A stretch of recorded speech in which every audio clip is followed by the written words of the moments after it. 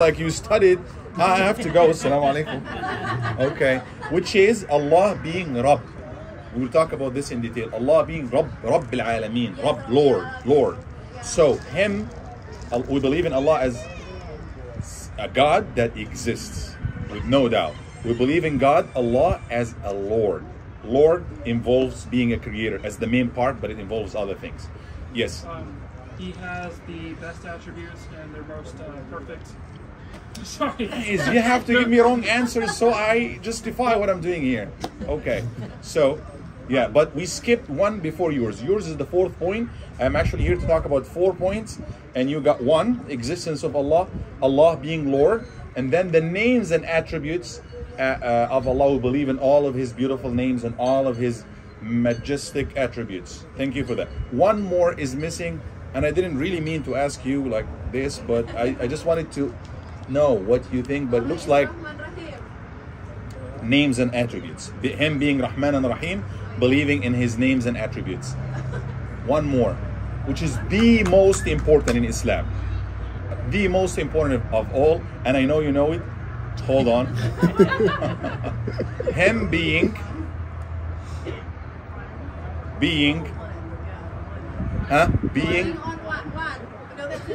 one, but it's not that. Look, listen. I believe God exists. Allah exists, no doubt. I believe He made everything and takes care of everything. I believe in all of His beautiful names and attributes. Guess what? I'm gonna throw something scary right here. Up until here, I do not qualify to enter His heaven if I have all of the above, but don't have the one that's missing. Can you believe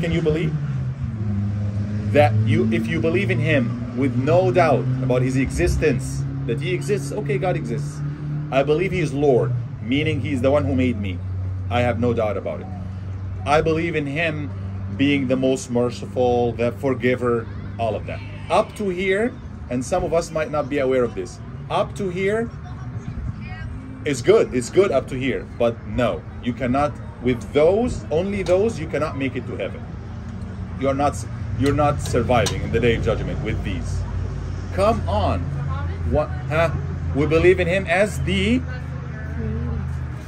No, not talking about messengers. We believe it's about Allah subhanahu wa ta'ala now.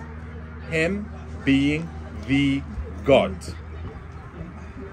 And that is the most important. I will talk about this. And that's what differentiates a Muslim, somebody who submits, from someone else who believes but does not submit. To go to check, that's not what I had in mind, so I didn't know. Oh, you didn't know? No, that's not what I was thinking of. I was thinking about a different one. What is it? I was going to say, I've heard it described as like Tawhid al-Hakimiyya. That is the one. That's part that of is the one. Him being God, being the judge, being the one to the commander. That was called huh? I thought that was Tawhid al-Uluhiyya. Uluhiyya and Hakimiyya, all of them under the same big category. Okay. So, we believe in Allah as Muslims as a God that exists. Definitely. How do we know? How do we know He exists? Nobody has seen Him. Maybe the Eemaan is just making this up. Maybe it's a myth. We just heard it. Faith feeds a feeling. But the neighbors next door have a faith. Everybody by default, believe it or not, atheists have a faith. Nobody can be faithless, even if they say we have no faith. You have faith in nothing. You have faith in yourself. Yes, actually, those who say we're atheists, they believe in themselves. It's like, I make the rule. If I believe that nothing was here, then nothing was here. So they believe in their own selves as God, or their own thoughts. So everybody by default got certain faith that they go by. Nobody goes blank like nothing. No, everybody has something there. What is it in our mind, in our brain, in our heart as Muslims about Allah? He exists. How do we know? I give you quickly a couple of evidences. The day and the night. What is it? The day and the night. The creation. Coming to this. This is evidence number 2. Evidence number 1 is something called the fitrah. What is fitrah? Fitrah is like Innate nature. Innate nature, yes. Yeah. When a chick is not born, I was about to say born. When a chick hatches, what does it do? First thing, does it look for food up or down? Down. Down. It's because it's like even before the eyes open, they look for food there. Calves, think about a cow or any calf, down the line of cows. When they are born and they can't even see it, where do they look for food? Up, right? Why? Yeah. Even the human baby, when you carry the human baby, even if you're a man, if you're the father, he'll just go for the breast. Right? I know this is awkward. Yes. Yeah, you always have these. And I tell him there's nothing here. There's nothing. Wrong direction. What taught the baby? The mothers talk to us. Did you teach the baby how to do the process of nursing? Suckling, yeah. They just suckle on their own. How? Why? That is fitrah. That is built in. It's a built-in nature in them that Allah put in them. Allah puts in the heart of every creation, animals, humans, that there is a higher power. That it is the reason why I'm here. Whether you know Him or you don't know Him, even atheists, people who do not believe in God, if they are, Allah said in the Quran, when you are lost in the middle of the sea, no one can know exactly what does this mean unless you are in a situation like this. I have been in a situation like this, which is like when you are literally, there's nothing that you can count on. Middle of the sea. Everybody would reach to, even in those movies. Did you watch? Forgot the name of this movie. This girl and her boyfriend, they were lost in the middle of the ocean. They were non-believers, but then they said, "Oh, we pray to you, God, if you're there, or whoever is out there." So everybody would reach up to some superpower. That is called nature. Nature will let everybody know deep in their heart, even Fir'aun, the Pharaoh, even those who said we're gods, even the worst of God, deep in their heart, they know they have God. They know there's somebody above them, whether they know Him or not. So that is the first indication that there is a fitrah in the heart, and that's probably what brought some of us here. Not brought people to Islam, but it's what initiates people to think, where is the right way? Because I know I'm searching. Let me go try Buddhism. I'm searching. Why are you still searching? It's this here. Something. That's what Allah said in the Quran. بَلِ الْإِنسَانُ عَلَى نَفْسِهِ بَصِيرًا.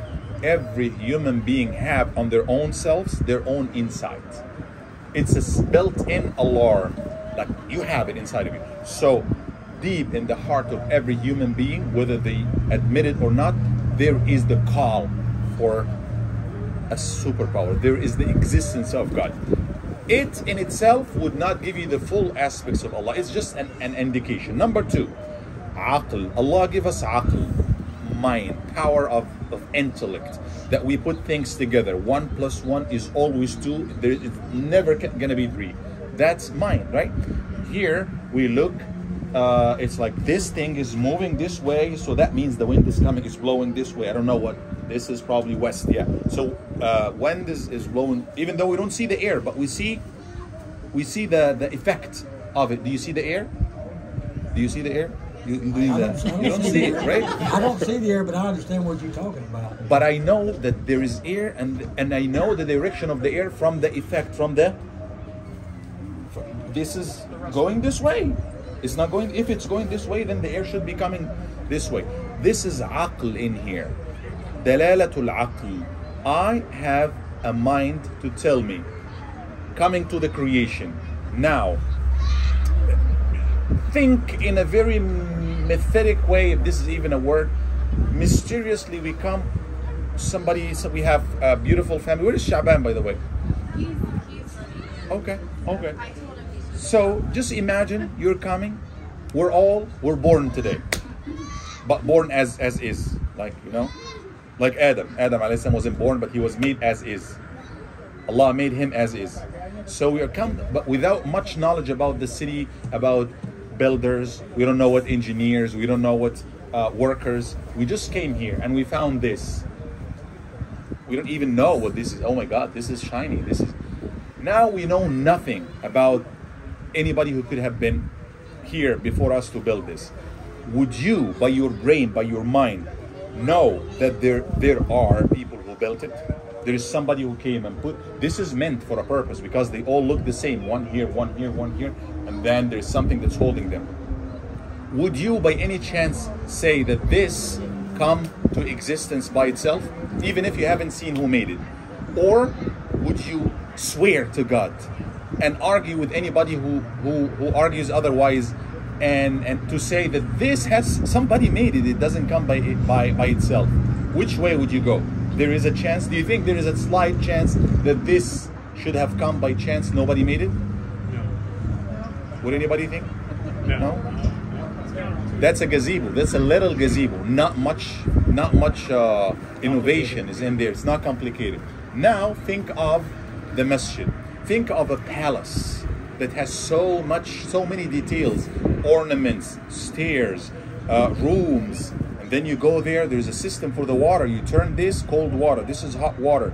This is jacuzzi. This is living room. Oh, I turn this device and all of a sudden it's like a TV. People are moving there. And then someone tells you all of this just happens to exist with nobody. Nobody put the TV here. Nobody made it. Would you believe that person? If I tell you this comes to exist, I have never, no, actually I've been to Apple once in California, as I used to do. But when I went to California, I visited all of these, Google, Apple, all of them. Anyways, but imagine you've never been to Apple. Actually, this is not made in California. This is made in China. But yeah, so this is a good thing. It's designed in California. So this, somebody tells you, actually, if you even bring somebody from 3,000 years ago and tell him this is here just by itself, it's nothing. It's just like, this was a rock some 10,000 years ago, and then it turns to this, where it does all of this. It's just impossible. Logically, intellectually, impossible. Nothing would come from by itself. First of all, Allah said, "Am khuliqu min ghayri shay." Are they created from nothing? Am humul khaliqun, or they think they are the creators. We all have beginning, right? Everything we see has a beginning. Have you seen anything with no beginning? We come with a beginning. What about before this beginning? We were non-existing. How come the non-existing existing would make themselves? We were non-existent at all. So we need someone who already exists to make us exist. This was non-existent as a building, but it needs somebody who already exists to cause it to exist. Our aql, our intellect, our mind, a baby who is not taught anything, just enough to speak and to tell them, you know what, this house just came by itself, and this car made itself, and everything happens by accident. You will think you're like something wrong with you. So our aql, if anybody used their brain and intellect and mind for just a second, it will tell them. We were talking about a gazebo and a building and a house. Now we're talking about oceans, ecosystem. Not flies, these pigeons here, birds. I love birds, so they just caught my attention, you know. They have wings, they fly. Actually, all of these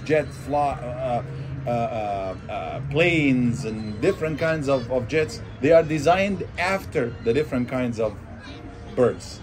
So are you telling me all of these designs, all of these systems, sun, plants growing, food, us, this is all coming from nothing? No. Aql would say no. People who argue otherwise, this is their own problem. Like this joke, no offense, but that's just a joke. So a man, there was this father, his son came to him and he said, Dad, you know, we used to be apes, right? And then we turned to humans. He said, no, we have always been humans. He said, no, my mom said that. He said, oh, she knows her family better, but my family is... Or let's put it the other way around, okay? It was the mother and then the... So, no. There should be a creator. There should be a maker for all of this. Our aql is telling us this. So our fitra, the thing that we are made with by Allah subhanahu wa ta'ala, the initial thing we are created with is that everybody yearn for a God. Our aql, if we use it, there is a maker for this, right? And then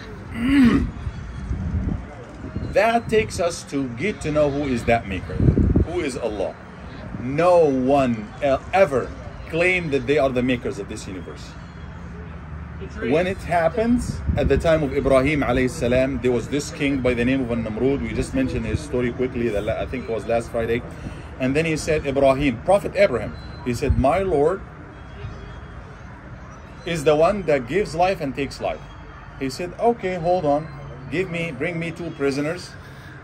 You die, you live. Go kill him, go set him free. I give life and take life. That's not a right argument. That's not right. Because he does not give life. He does not create life in the first place. Yeah, the ability. He just said, you live, you die. You continue to live. He did not make life in the first place. You die, you caused him to die, but that you're not the maker of them. Anyways, Ibrahim alayhi salam didn't argue with him. He said, okay, my Lord is the one that brings sun from the east. Can you bring it from the west? Boom. Right? You can. You can. Can you? If somebody ever said, okay, I'm God, okay, can you bring the sun from the west? Nobody. And Allah sends us message every now and then that I am the one that exists and controls everything. COVID, you're going to stay home for 3 years. Whatever. So Allah subhanahu wa ta'ala He exists, He is powerful, even though we do not see Him. We don't have to see Him to believe that He exists. We don't see gravity, but we see things falling. Is that mine, by the way? I think it's mine. Yeah. Right? So when Newton saw the apple, if I drop it, it goes down. Why? It's just empty here and empty here. Why doesn't it go up? Gravity exists. If somebody argues with this, just tell him you're mindless, you're crazy. Oh, or you have no brain. You're just like disillusioned. Yes. He said no. He said, okay, prove it to me. I don't see your brain. For me to think that you have a brain, open, show me. Or you have no love. What is love? It exists, even though we don't see it. We see. So we don't have to be not realistic, materialistic in such a way that show it to me. I have to see it. I have to see it to believe in it. That doesn't work. We know that air exists from the way it blows through our hair, right? It's like when they say the evidence of absence is in the absence of evidence, meaning that you don't have to see it for it to be true, or so. So I understand what he's saying, because I remember there was this philosopher, like he'd always say whenever he proved something, that he said, in the case of let's on a religious perspective, if I could say my God, like the Eemaan said, brings the sun from the east to the west, and someone says, prove it, like telling the Imam to prove it, absence of evidence, it rules into play, because you see it, you don't know what does it, but then you have a sense that someone did it. Like you understand that it's there, but it's like brother said, disillusion will cause confusion in people's mind for them to try to challenge you on it, for them to be right, knowing that they know exactly what you're talking about, and they just want to win the argument and not the heart, like trying to be different per se.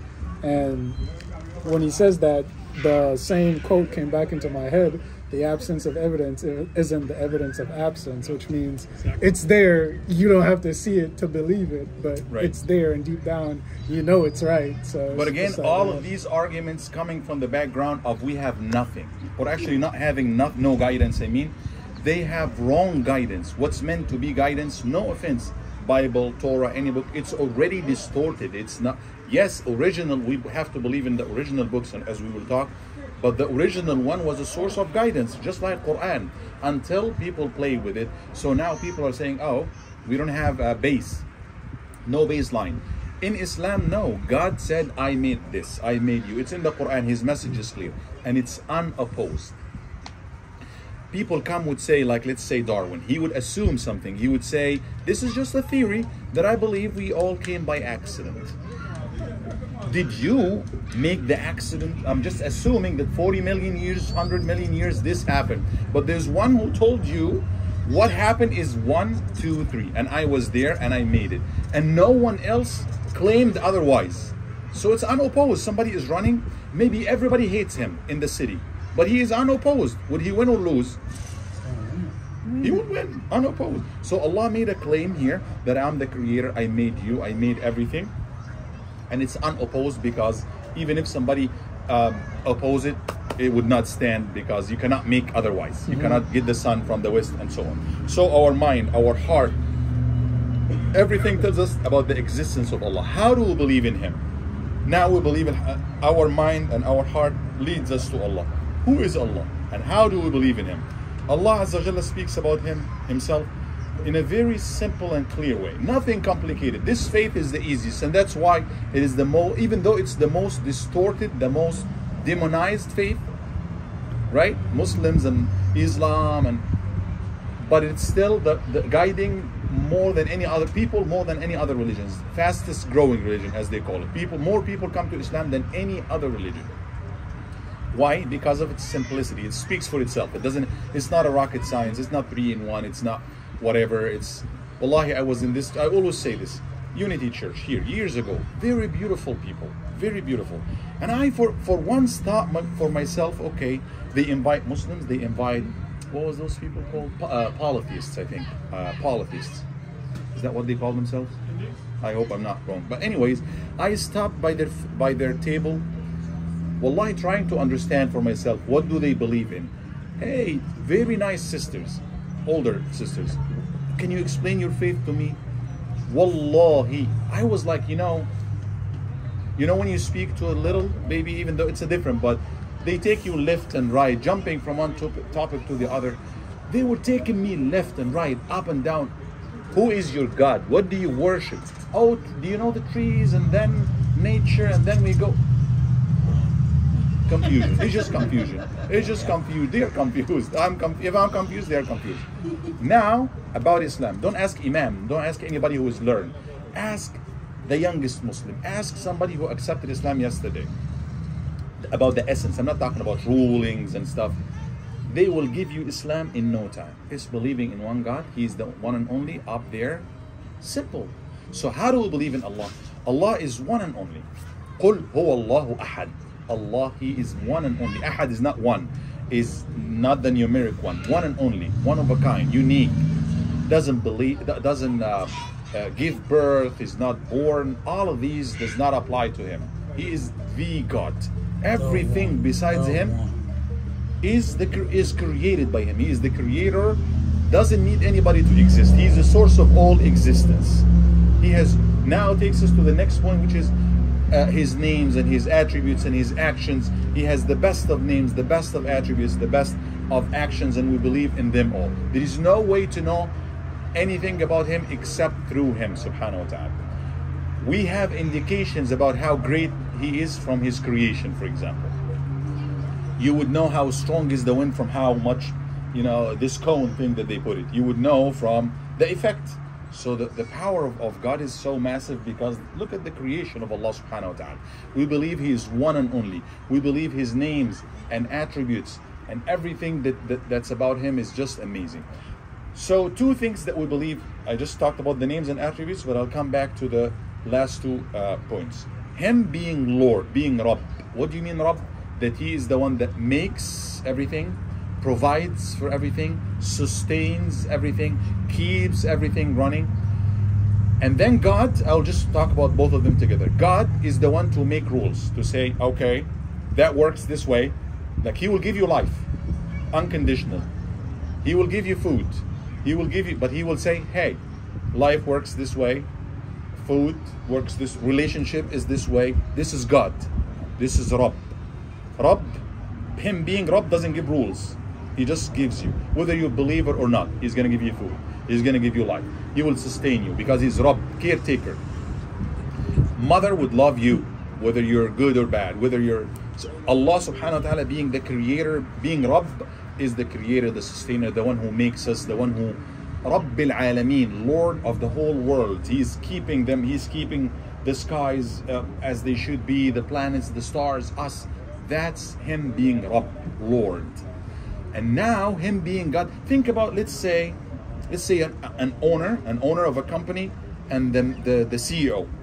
The owner does not make rules. Yes, he gives the funds, he sustains it. He started the company from beginning, but then he hires somebody, or he gets somebody that has the talent to make the rules. He will hire people, fire people, tell people what to do, run the day-to-day. So this is God, this is Rabb. Believing in Allah as Rabb, only His existence and Him being Rabb, does not make you... It makes you a believer, but it's not the kind of faith of Islam that will save you. Yes. So Rabb, Lord, means that everything depends on Him? Everything is dependent on Him? Okay. Everything needs Him. He made everything, and He runs everything. Keeps it running. But so far, there is so many people, and that's what we're confused about. Oh, we already believe in this. And some Muslims think, yes, and they share with us. We believe that the God exists. We believe He is one and only. Many Christians believe in that. We believe He does everything. But you don't listen to Him. You don't take Him as God. Now that's what makes all the difference. Let me tell you this, and I know some of us might know, right? Devil, shaitan, Satan. Does he believe in Allah? Yes. Yes. Ah, Yeah. okay. I'm talking to scholars here. I thought everybody would say no. He believes in the existence of Allah. Does he believe in Allah being Lord, Rabb? Yeah. Shaitan, Satan. Does Satan, the devil, believe that Allah is the Lord of everything? Yes. Yeah, I still believe, yeah. Okay. Where is that? Fear. It's fear. It's in the Quran. Yeah. Yeah, because it went, yes? I was going to say, at one point he says, I swear by your might and majesty, I will throw in all these and lead them astray as I possibly as I think as he says, if you will what? So he believes in the names of Allah. You know what happened when Allah made Adam as the human being, and then He said, everybody else, angels, including shaitan or devil, makes you prostrate yourself for him. Then everybody prostrated, all angels except for him. So, he was, by the way, very righteous. He believes in God, and he was very good until he disobeyed Allah as God. Now, then he is talking to Allah. Allah tells him, He tells him, okay, I'm better than him. You made me of fire. You made him of earth. If you extend my life, qala Rabbi. He said, oh my Lord, if you extend my life, I'll show you what I'm going to do to them. I'll cause all of them to deviate. Satan said, oh my Rabb, oh my Lord. So he believes in him as a Lord. He believes that God exists. He swears by His majesty. قَالَ فَبِعِزَّتِكَ, I swear by your izzah, by your majesty. He believes in the names of God and good attributes of God. All of this is good so far. But unless we take Him, this Lord, that we believe in Him as Lord, as our Creator, as our Sustainer, as the one who takes good care of us, as the one who made us, give us mothers, give us earth, give us life, give us air. As much as we believe in that, if we do not take it further to believe in Him being the Lord, the God, meaning He is the only one who has right to lead, to tell me when to sleep and when to wake up, what to eat, what not to eat. Rules. He has rules. Until I abide by those rules, I'm not a true believer. The belief, the faith that will take me to Jannah, heaven, be rewarded with heaven, or doomed in the fire, is all dependent upon me taking Him as, in top of all of these, taking Him as God or not. So it wouldn't make any sense if you have a very qualified CEO of a company, the most qualified, no one on earth like him. And yes, I believe in you. Yes, I believe in your in your resume. I believe in your talents. But then, okay, let's work. I'm the CEO. You are the area manager, and I tell you, we're gonna do this. No, actually, I'm gonna do. You're not taking him. It doesn't make any sense. You will be fired next day, right? So, believing in God, Allah Subhanahu wa Taala as Lord, is important, is essential, and believing in his existence in the first place. We discuss the evidence, we discuss where is it coming from. It should eventually all take you to believe in him as the God, and the God is the one who has the right to be worshipped. What do you mean worship? That literally think about the physical things that we do, that we bow down to. You can do everything, but don't bow down to him. Doesn't mean anything to him. Bow down to, we bow down to him physically, and we bow down to him, more importantly, morally, in our hearts. It's like what is our name? Muslims. What do you mean Muslims? Submit. People who submit, surrender, as if I just submit myself and surrender myself to him. That's what make me and make Muslims and believers. That is in a very concise manner, faith in Allah. I want to just finish by talking about something very important. What is the outcome? What is the fruit? What is the result of us believing in Allah like this? Can you tell me? As I just explained, we believe in him this way. So what is this going to give me? Better. Comes from the garden, right? What is it? Eternal life. I said you call it a fruit, which means it comes from the garden, right? You repeat it again for me. Never mind. Okay. It's eternal life. Yeah. Eternal life. Eternal life. Okay. No, it's a contentment to live a life Well, filled. this is very important, but I would like to start from one point before I get to the contentment. Number one is, you know, the nice word that we say day and night, and we go, only when we do that, we will be free. This is freedom. This is ultimate freedom. Before that, if you believe in Allah, but he's not the one driving. There's nobody. He is not the one in the astaghfirullah, yani, but just yani, to give an example, he's not the one on the wheel. Like if somebody is driving your car, we're not talking autopilot here. We were discussing this yesterday, whether we trust it or not, but no autopilot. Your wife, and we're not discussing any trust between you and your wife, or somebody is driving that you trust. Would you feel comfortable to sleep in the back seat, sleep? Oh no. Normally yes, somebody that you trust, having good driving skills and everything. Would you sleep in the back seat? Yes. Yes. Now you won't. Okay, that's a different. Now you are the one. If you believe you are the one driving, can you sleep? I'm not talking about sleep getting over you. You will be like tension, like, you know, driving. I love driving. I drove from here all the way to California. I love it. But I mean, after a while, I haven't done anything. I drive from here to Tampa, and I'm sitting for 5-6 hours. But you go sleep like a baby because you are in the driver's seat. You are taking care of everything. If you do not believe in Allah being God, you are thinking of yourself as the one who is running things. I am tadbir. It's called in Arabic tadbir. I am the one disposing the affairs. That will keep you over your toes the whole time. Oh, the kids, myself, my life. What's going to happen tomorrow? Because you believe you're here. If you don't pay attention, the car is going to drift. Having the full faith, you know what? It's not an autopilot. I have the most qualified driver in the whole world. I'm in the back seat. It's not me. It's not me. It's him. So it will give you ultimate freedom. And that's going to be more about qadar later on. But actually believing in the scriptures and messengers and angels and qadar and all and day of judgment are all sub branches of believing in Allah. Believing in Allah is the ultimate one, and then you believe that He sent messenger, that He created angels, that He said something called Day of Judgment, that He has a plan. It's all part of Him. So one thing, number one thing that we get from believing in Allah, and let me just conclude here, is we have ultimate freedom. What do you mean freedom? Freedom from our own selves. Because we are like, when we count on ourselves and when we think that we are running everything and I am the one in the driver's seat, then collapse, stress, it's not anxiety, and anxiety. Yeah. Now, no, they are killing me. Let them kill me. Okay, Ya Allah, this is what you want. Alhamdulillah.